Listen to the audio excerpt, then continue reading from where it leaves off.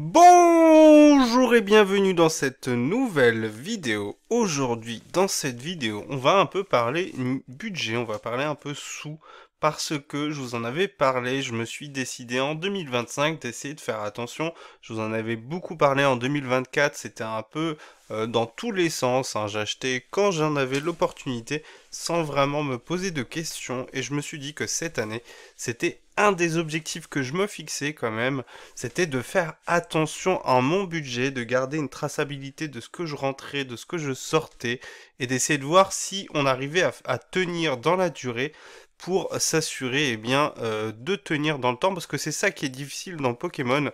Si vous achetez énormément, au bout d'un moment, ça devient compliqué.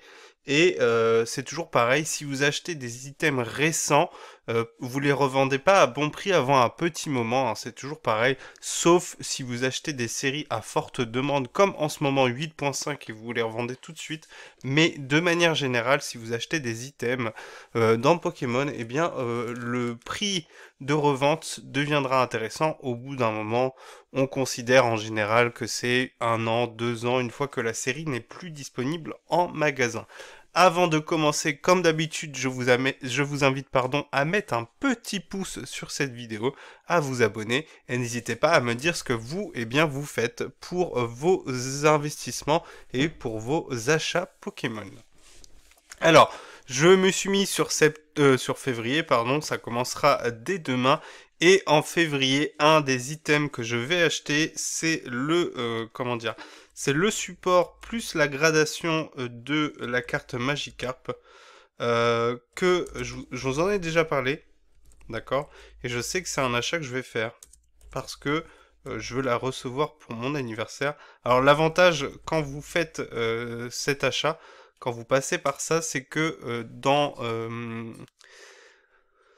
Collectora vous fait ça en express, c'est-à-dire que la carte est gradée très rapidement, on vous renvoie du coup le support et la carte gradée, et comme ça vous le recevez assez rapidement. Donc j'ai pas encore passé la commande, et je sais que normalement si le prix ne change pas, on est autour des 55 euros. Donc vous voyez, sur les 200 euros d'objectif du mois, vous en retirez déjà 55, donc forcément c'est plus limitant au niveau de vos achats. Mais c'est important de savoir à l'avance déjà si vous prévoyez pour un mois précis certains achats. Par exemple, on va avancer dans l'année, mais en avril, je vais sûrement aller au Gala TCG. Donc voilà, il faut se dire, le Gala TCG, ça va être le moment d'avoir plein d'opportunités.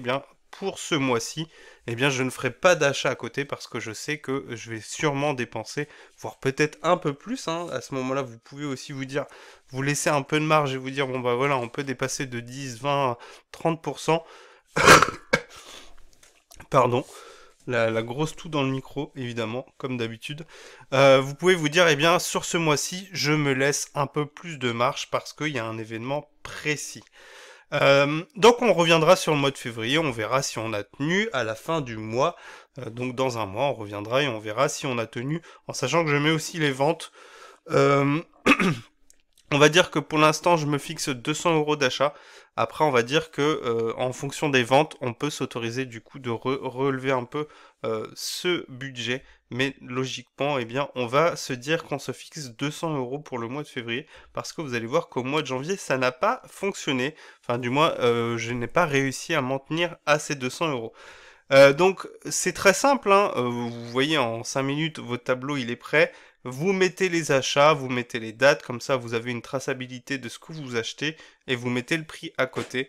Et comme ça, vous faites pareil pour les ventes, et du coup ça vous donne l'équilibre financier sur la fin de votre mois. Et là vous voyez que sur le mois de janvier, on est 2 fois au-dessus des 200 euros de budget, puisque du coup, même avec 200 euros de recettes, je suis à moins 400.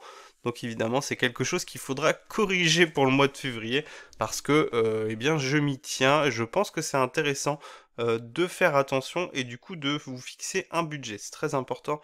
Pourquoi? Parce que dans Pokémon, il y a toujours des nouvelles choses qui sortent, mais de plus en plus, je me dis qu'il faut que je fasse attention et que je me pose toujours la question de la pertinence des achats, même si c'est vrai que les opportunités sont régulières. Donc forcément, on est tenté.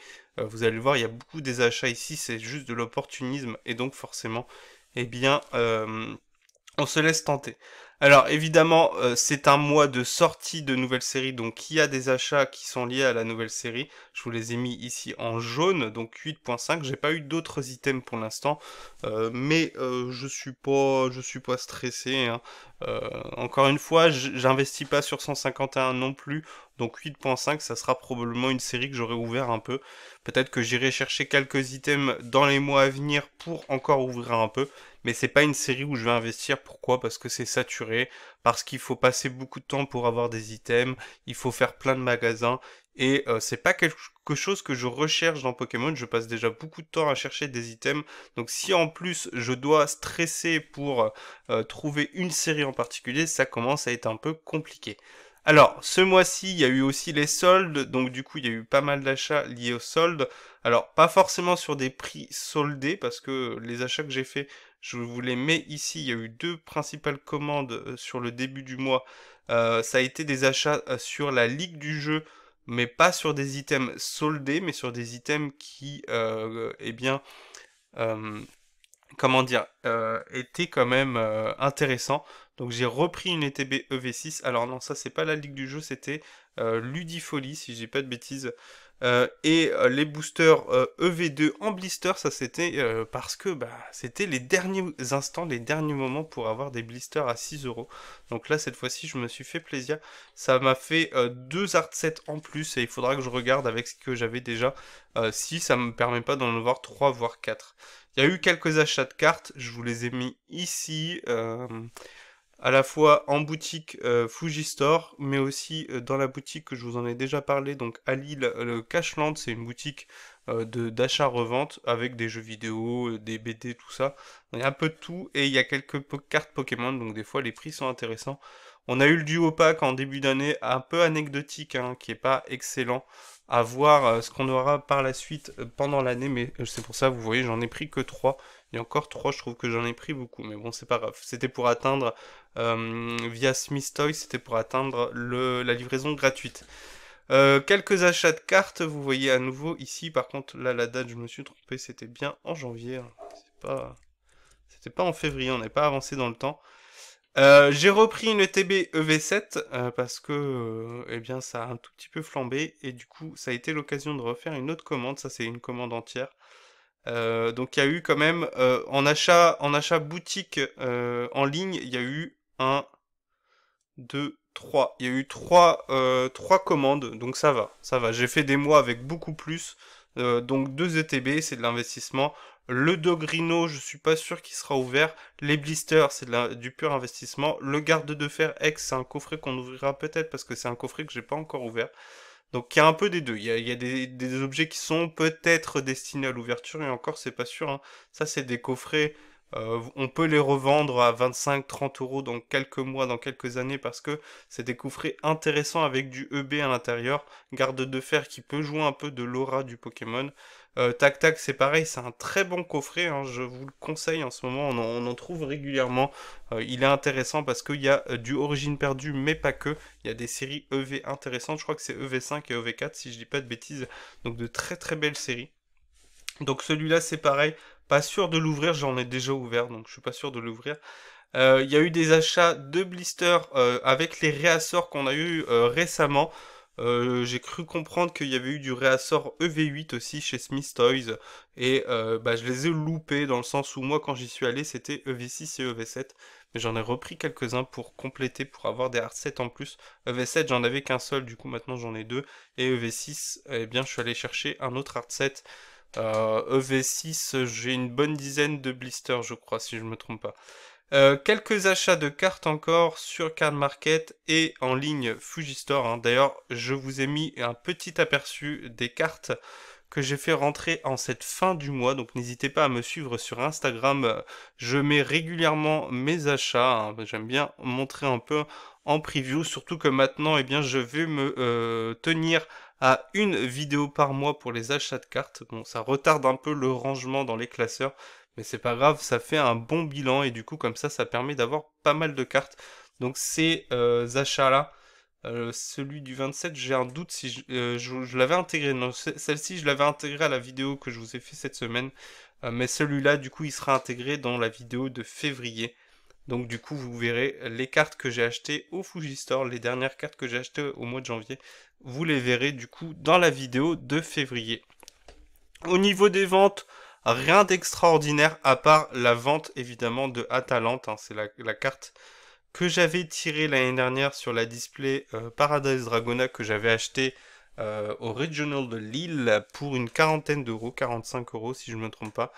Donc du coup c'était une display où j'étais rentable. Bon après c'est les rares cas, hein, c'est vraiment les cas extrêmes où on peut être rentable en ouvrant. Sur le japonais, ça peut arriver un peu plus souvent que sur le français si vous avez une très très bonne SAR, mais c'est pas toujours le cas, hein. Je rappelle sur SV8, eh bien j'ai eu une full art un peu naze, donc du coup c'est clairement pas sur cette série que je vais être rentable. Et après c'est quelques cartes, quelques blisters EB12 qui sont partis, c'est les Lugia notamment qui ont été pris. Donc du coup maintenant il va falloir que j'essaye de vendre les blisters EB12 sans Lugia, ça risque d'être un peu compliqué. Le Favianos qui m'est resté sur les bras assez longtemps, j'étais surpris, mais j'ai maintenu le prix qui pour moi semblait être correct, un prix de 10 euros. Donc la full art de Favianos, un Favianos qui m'aura réussi quand même hein, sur Fable Nébuleuse. J'en avais vendu 3 en ex classique et du coup la full art qui est enfin partie. Favianos, c'est un Pokémon qui est très joué dans le TCG, donc forcément, eh bien, il y a régulièrement des ventes et c'est une carte qui cote pas mal. En début d'année, il y a la Pokébox EB12.5, donc Zénith Suprême qui est partie. C'était la version Sulfura, parce que la version Elector de Galar, elle était partie en fin d'année 2024. Donc vous voyez, au total, au niveau des ventes, on est à 200 euros, donc le budget que je me suis fixé tous les mois. Donc là, du coup, vous voyez, ça ne permet pas d'équilibrer, parce qu'au niveau des achats, eh bien, très clairement, on s'est fait plaisir. Voilà, donc c'est pas un mois sur lequel j'ai fait très attention. Donc vous voyez, la balance, elle est quand même... C'est comme si j'avais fait 2 mois d'achat sur les 200 euros. Donc c'est pour ça que je vous dis, c'est important de faire attention. Psychologiquement, c'est bien aussi parce que on enchaîne les achats, et le fait de voir ici à chaque fois le prix s'afficher et cette valeur d'achat augmenter, je la mettais pas à chaque fois, mais je le mettrai peut-être plus régulièrement. Après, au mois de février, je compte pas faire énormément d'achats, donc je pense que je le ferai pas trop souvent. Et du coup, on commencera bien l'année quand même avec cette carte que du coup je vous montrerai en mars pour mon anniversaire. Je suis du mois de mars, donc du coup je vais essayer de faire ça courant début février pour pas avoir de problème et être sûr de la recevoir, même quitte à ce que je la reçoive avant. Mais du coup, on fera le reveal de la note. C'est surtout ça qui va être intéressant, même si bon, c'est la carte que j'ai eue en booster. C'est une des premières cartes que j'ai eues en booster, donc une des premières ultras que j'ai eues en booster. Donc la note est pas très importante, c'est vraiment l'objet pour moi, c'est le fait de garder ça en souvenir. Et donc la note est pas très importante pour moi sur cette carte. Ça veut dire que du coup, vu que là on est à un quart du budget, j'avais l'intention de faire grader d'autres cartes de Komiya. Alors des cartes de Komiya parce que du coup Magikarp c'est plutôt Kanda. Je vous en avais parlé. Mais il y a la possibilité de rencontrer, de faire un dépôt du coup en personne, peut-être au gala. Donc il faut que je réfléchisse et il faut que je vois si Collectora sera présent au gala. Donc c'est tout pour cette vidéo, voilà, je vous conseille, alors il n'y a rien de très compliqué, si vous voulez je peux vous mettre un modèle, mais de toute façon vous voyez bien qu'il n'y a rien de très compliqué. Les formules, c'est des formules assez simples à la base de somme et vous mettez les lignes que vous voulez renseigner. Donc vous voyez par exemple là, la somme elle se fait de E4 à E11, du coup c'était à ce moment-là, E11 c'était là, E4 c'était là. Donc ça vous fait la somme de tous les prix qui sont affichés ici. Donc il n'y a rien de très compliqué, c'est des formules assez simples. Évidemment, on peut rentrer plus dans le détail si on veut, mais il n'y a rien de très compliqué.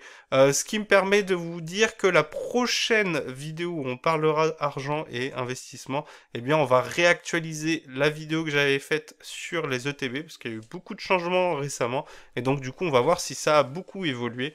Et ça nous permettra du coup de faire le point, parce que j'avais fait le point début décembre, et donc on verra s'il y a eu beaucoup de changements depuis, et je vais pouvoir intégrer eh bien, le TB 8.5, même si c'est un cas très très très particulier. Allez, merci d'avoir suivi jusqu'au bout. N'hésitez pas à me dire si vous faites pareil ou si vous avez l'intention de faire pareil. Je pense que c'est une très bonne chose à faire. Allez, on se dit à bientôt. Ciao.